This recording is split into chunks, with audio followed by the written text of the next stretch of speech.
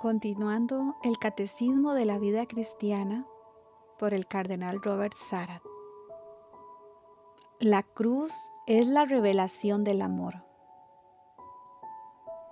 Así pues, la cruz, el centro de toda la historia humana, es una cruz gloriosa, pero es también el lugar del abajamiento de Cristo, el anonadamiento total de sí mismo por amor a nuestra humanidad, porque el amor es humilde y busca el sacrificio en lo oculto. La muerte de Jesús en la cruz revela en plenitud y a la vez la gloria y el amor de Dios. Ese anodamiento de Jesús comienza en el seno virginal de su madre y se consuma en el madero de la cruz. Solo al pie de la cruz, junto a María, la Virgen dolorosa plenamente asociada al anonadamiento de su Hijo Jesús, podremos penetrar un poco en el misterio de nuestra dolorosa redención. María está ahí como crucificada con Él y ofreciéndolo al Padre eterno, al tiempo que su Hijo se ofrece Él mismo. La cruz es más elocuente que cualquier tratado. La cruz, decía el santo cura de Ars, es el libro más sabio que se puede leer. Los que no conocen este libro son ignorantes, aun si conocen los demás libros. Cuanto más perteneces a su escuela, más quieres quedarte en ella. El miedo a la cruz es nuestra mayor cruz. Todo está bien, si llevamos bien nuestra cruz. Huir de ella significa quedarse sometido. Aceptarla equivale a no sentir la amargura. Quien ama a Dios se siente feliz de poder sufrir por Él, por esa misma persona que aceptó sufrir por cada uno de nosotros. Este lenguaje puede resultarnos extraño, pero aprenderlo depende de nosotros. Es el lenguaje de Dios.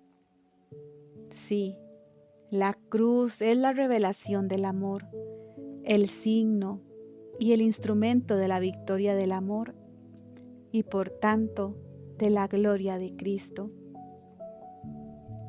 San Pedro Crisólogo nos invita a acercarnos a Jesús sin temor ni vergüenza, con un arrepentimiento sincero de nuestros pecados y un recogimiento interior que manifiesta la conciencia de nuestra filiación divina y nuestra madurez cristiana. Quizá os confunde la grandeza de la pasión que me hicisteis. No temáis. Esta cruz no es mi patíbulo, sino patíbulo de la muerte. Esos clavos no me infunden dolor, sino más bien me infunden vuestra caridad. Estas heridas no producen mis llantos, sino más bien os introducen en mis entrañas. La dislocación de mi cuerpo dilata más mi regazo para acogeros a vosotros y no acrecienta mi dolor. Mi sangre no se malogra, sino que sirve para vuestro rescate. Venid, pues, regresad y probad al menos al Padre. Viento que devuelve bondad a cambio de maldad, amor a cambio de ofensas, tan gran caridad a cambio de grandes heridas. La cruz revela la locura de su amor por nosotros, esa locura que es fuerza de Dios y sabiduría de Dios. Si hubiera llamado a legiones de ángeles para que lo arrancaran de las manos de los soldados, no habría revelado el verdadero rostro de su Padre, el rostro de quien llega hasta el extremo de morir por los que ama. no habría revelado en qué consiste la omnipotencia de Dios, que no es una omnipotencia opresora ni tiránica, sino la omnipotencia del amor que va hasta el final y no se deja vencer por ningún rechazo, por ningún pecado. En la cruz Jesús manifiesta la auténtica ternura del Padre y el rostro de Dios. Ese es el sentido que descubre Benedicto XVI en la afirmación "Yo soy", que Jesús repite con insistencia en el cuarto Evangelio.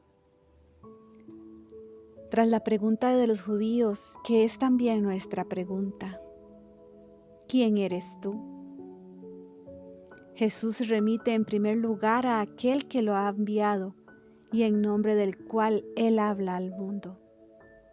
Repite de nuevo la fórmula de la revelación, el yo soy, pero la extiende ahora hasta la historia futura.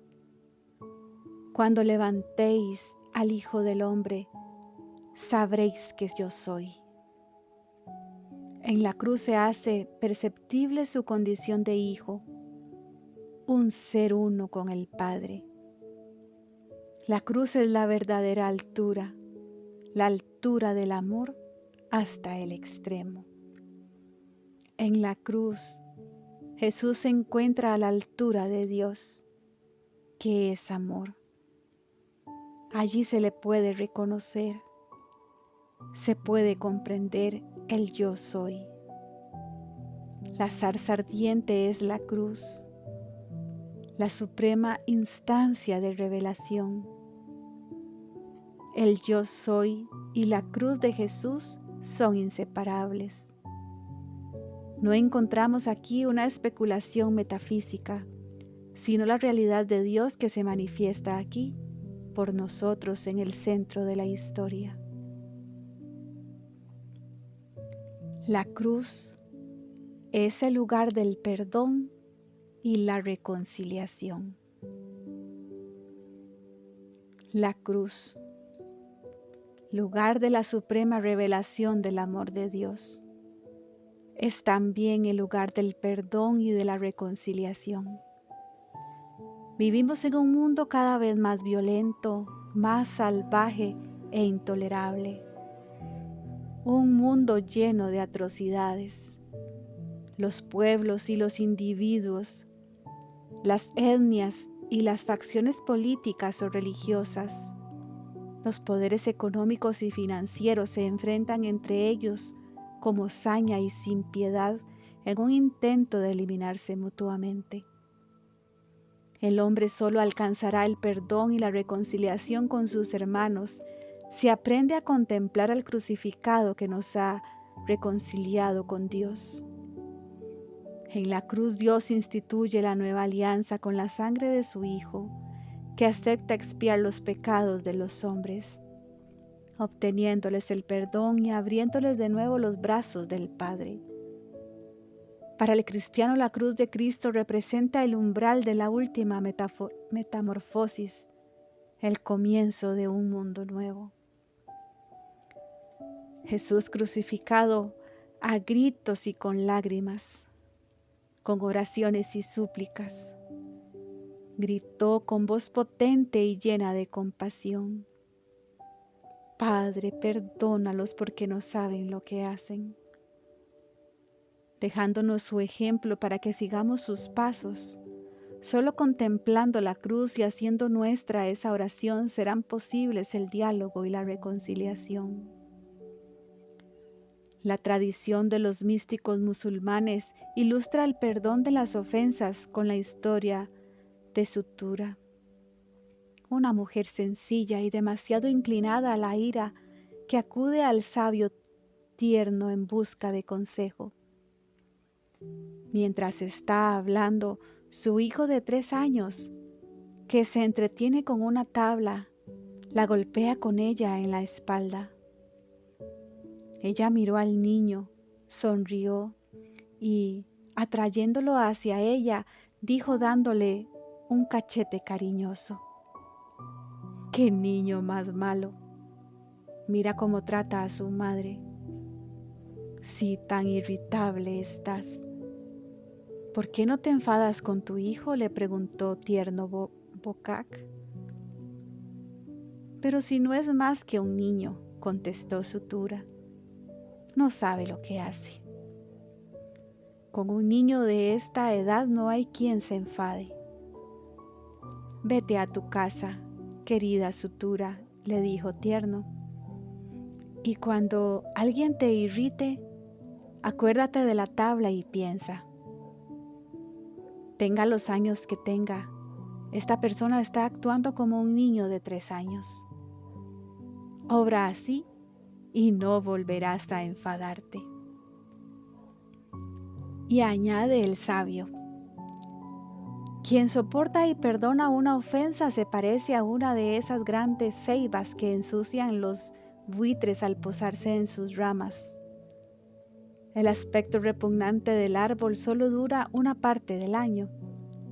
Todos los inviernos Dios envía unos cuantos chaparrones que lo limpian de la copa a las raíces y lo revisten de un nuevo follaje. Procura prodigar el amor que sientes por tu Hijo a todas las criaturas de Dios, porque Dios quiere a sus criaturas como un padre a sus hijos. Entonces llegarás a lo más alto de la escala, allí donde, gracias al amor y la caridad, el alma solo ve y valora la ofensa para perdonarla mejor. La cruz es como una montaña que hay que escalar, y desde donde se nos permite mirar a los hombres y al mundo con los mismos ojos de Dios, con amor, ternura, misericordia y compasión. Perdonar es obrar como el Padre se hace salir su sol sobre malos y buenos, y manda la lluvia a justos e injustos. Esta conformidad con el obrar del Padre nos hace hijos suyos, hijos en el Hijo. Ante las ofensas graves y a veces repetidas que parecen imperdonables, el hombre tiene que volverse hacia la cruz, de donde ha recibido a precio de sangre el perdón de ofensas aún más graves, para aprender de Cristo a orar y a perdonar. Entonces es capaz de contemplar en la pasión de Jesús el pecado más grave y el lugar del supremo perdón. De esa fuente de todo perdón hay que beber cada día en la oración, manantial de comunión y de paz, que lleva consigo y facilita las pequeñas reconciliaciones diarias. Porque la oración es el lugar de encuentro entre el Padre y ese Hijo pródigo que soy yo. Es el abrazo entre la miseria y la misericordia. Apartar la propia miseria para sumergirla y hacerla desaparecer en la misericordia de Dios. Ese es el movimiento de la oración. Esa es la verdadera oración. Solo delante del cuerpo de Jesús crucificado y ofrecido. Solo delante de su presencia real en el sagrario y delante de su cruz gloriosa, entramos de verdad en el misterio de la oración. La llave de un tesoro no es el tesoro, pero entregarle a alguien esa llave es entregarle el tesoro, por mucho que repugne a nuestras mentalidades hedonistas y a nuestra búsqueda de soluciones fáciles. La cruz es esa llave tan valiosa que abre el tesoro de la paz. Querríamos ser felices y vivir en un mundo en paz sin tener que pagar su precio. Ese precio lo ha pagado Dios por nosotros, pero no quiere actuar sin nosotros. Nos llama a entrar en ese misterio que dota de sentido a la presencia del sufrimiento en nuestras vidas humanas. Entrar en el misterio de la cruz es aceptar el buen grado, como el niño que confía en su Padre, todas las pruebas que Dios permite, y es también asumir voluntariamente la renuncia a cosas buenas y legítimas para purificar nuestro corazón y manifestar de modo concreto que queremos vivir solo para Dios.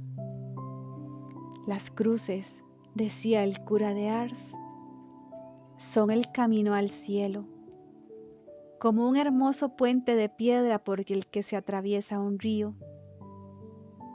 Los cristianos no sufren, atraviesan ese río por un puente frágil, un puente de alambre, siempre a punto de romperse bajo sus pies. Sufrir con Cristo la prueba de la enfermedad.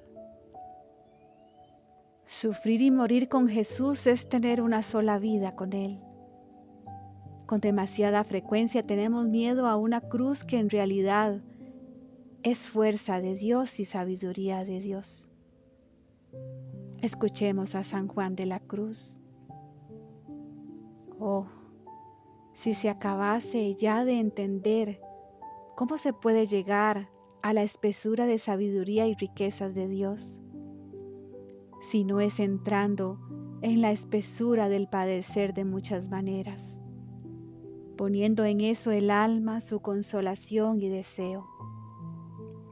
Y como el alma que de veras desea sabiduría, desea primero de veras entrar más adentro de la espesura de la cruz, que es el camino de la vida, porque pocos entran. Sufrir con Cristo, entrar en el misterio de la cruz, sucede de muchas maneras. Pero para cualquiera de nosotros, antes o después, significa aceptar la enfermedad y el deterioro de nuestro cuerpo mortal. Por eso me gustaría decir algunas palabras acerca del sentido de la enfermedad y de la visión de nuestras postrimerias. El bautismo nos hace morir al pecado y vivir la misma vida de Cristo. Pero, aunque el pecado quede borrado en nosotros, las heridas que ha provocado en nuestra naturaleza humana no quedan completamente sanas. Se nos dejan, como dice el Concilio de Trento, es decir, para el combate, mediante el cual participamos en nuestro propio rescate y en la salvación de toda la humanidad. Esta visión cristiana de las enfermedades de la vida no implica que haya que renunciar a todo esfuerzo por sanarlas. De hecho, el Evangelio ensalza el cuidado de los enfermos. Estuve enfermo y me visitasteis. Indudablemente la humanidad moderna ha salido perdiendo con la expulsión de la Iglesia de los servicios sanitarios derivada del laicismo. Lo que una religiosa enfermera aporta al enfermo es mucho más que su valiosa competencia profesional. Son sus palabras de consuelo, su delicadeza sobrenatural y el ejemplo de su caridad, que ven el enfermo al mismo Cristo. Cada vez que lo hicisteis con uno de estos, mis hermanos más pequeños, conmigo lo hicisteis. Es cierto que hemos de buscar la salud como un bien mayor, uno de los más importantes en el orden natural, porque condiciona en buena medida todos los demás y permite el normal desarrollo de la vida familiar, cultural, científica y política. Aún así, la vida corporal sigue estando ordenada a la vida del espíritu, que es un bien superior a todos los bienes naturales, algo que muchas civilizaciones han puesto de manifiesto, situando al sabio y al sacerdote por encima del político o del médico, lo cual dice mucho acerca de nuestra sociedad, en la que los valores del espíritu están obligados a inclinarse ante los imperativos de la técnica y la economía.